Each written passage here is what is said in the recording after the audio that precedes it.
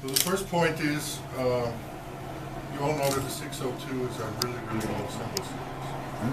But it bears repeating because we have to remember it started out of something that was 60 years ago and something that happened more than 50 years ago. And that's a long time for a musical instrument. Just want to keep that in mind. We re-released them in 2010, as you all know. And what happened is something that we totally did not expect. We were overwhelmed with the success of it. There was a lot more going out than we ever thought there would. So we started talking to him, and you expressed your ideas, very specific. I mean, it's unbelievable. I've never had as much description that I've heard. I mean, it's wonderful. It's a great starting point. And then pretty soon it became apparent that the original concept we had, where we said we want to make like a modern 602, and then Vinny described his ideas to us, and it matched very much. It was very congruent. It was very much along the same lines. And so, as a company, we said, okay, that's the way to do it. Take the two projects, make them one project. So then, about a year later, here we are with a set of Cymbals. I have to say, Vinny is a fantastic person to work with. You get precise information, which the direction needs to be, real consistent ideas. It's unbelievable. You were there 3 times,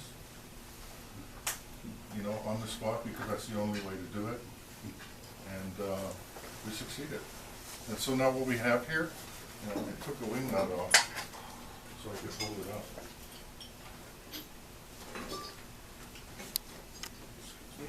So there we have the Formula 602 Modern Essentials, developed with our esteemed friend. Well, Eric really prefaced this really well, and I have to agree reciprocally with Eric that that Paiste has been an amazing company to work with, and amazing people who have a commitment to quality. So, gotta lighten it up a little bit here. You just gotta do it. So, I began and I got these pies.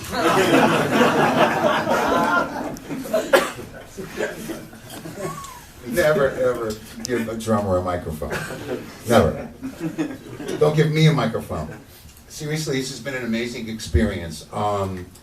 And yes, I sort of made the commitment, I guess. It was around music messa, and this may sound a little disjointed. I'm going to go a little stream of consciousness here, but it was very, very. When Eric was talking about the 602s, this is another time now. But the beauty of that instrument is that those cymbals were first introduced in 1959 and were able to be perfectly reproduced when they were reintroduced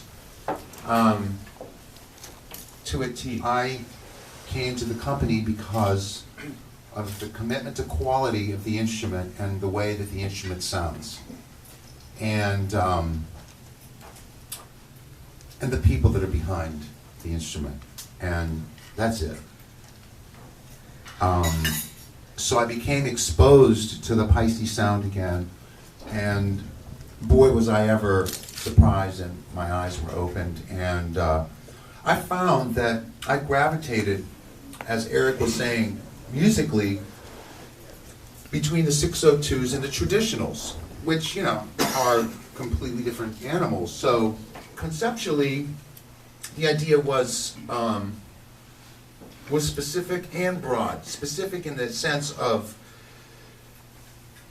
taking characteristics of the 602s and injecting characteristics of the traditionals, which may seem a little simplistic, but just to distill it, meaning that taking the 602 versus going the other way around.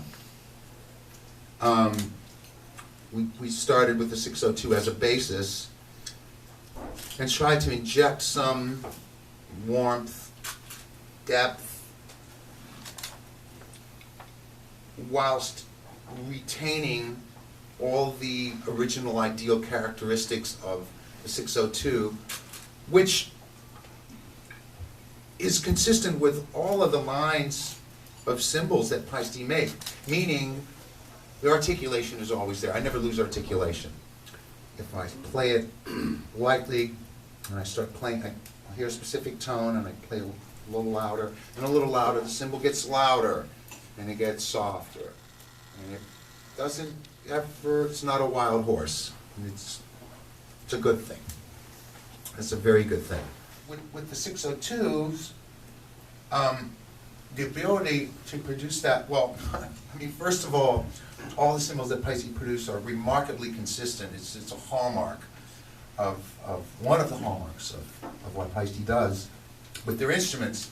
But we knew that there would be a level of consistency available that would be unprecedented, trying to get that kind of sound, versus having something that was a little warm, and you get it in one cymbal, because you're talking about characteristics that you're trying to inject with specific proportions into an existing instrument.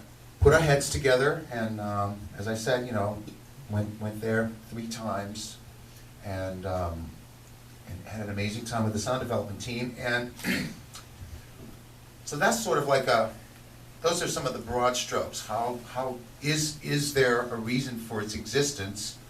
How does it fit into the whole family of all the cymbals?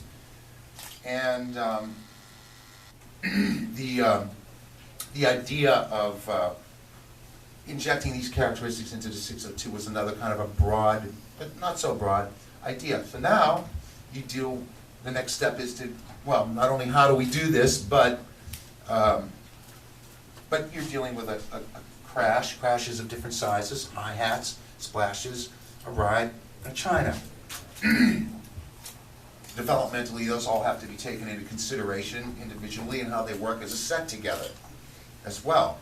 And it's pretty formidable. If you never tried doing it, it's kind of formidable. I don't know how these guys do it, honestly. I don't know. It's quite amazing. But they did it, and I'm really, really, really tickled pink at how it's been done. So, in a nutshell, for me, it's something that I honestly can use in a lot of different situations, and I know what they are. I can mix and match them with other things in the Paiste arsenal, but on their own, I can think of a lot to do with these instruments, a whole lot. It's a great, great instrument that works for a lot of stuff that has character. It has some warmth. But if you play it, you're not going to say, no, this is not the right thing because it's too dark. Unlikely to happen with these. I have to also say that since I've worked with Paiste,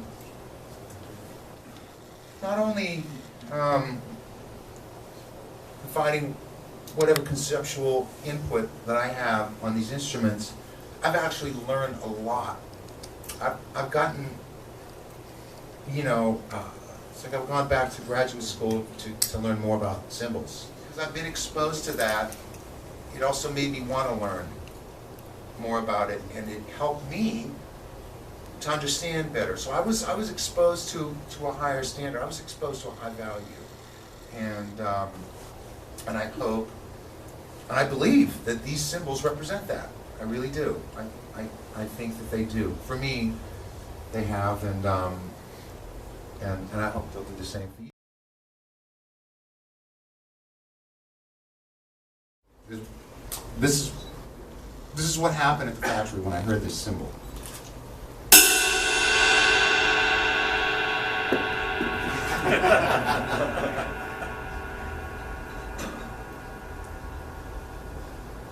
No.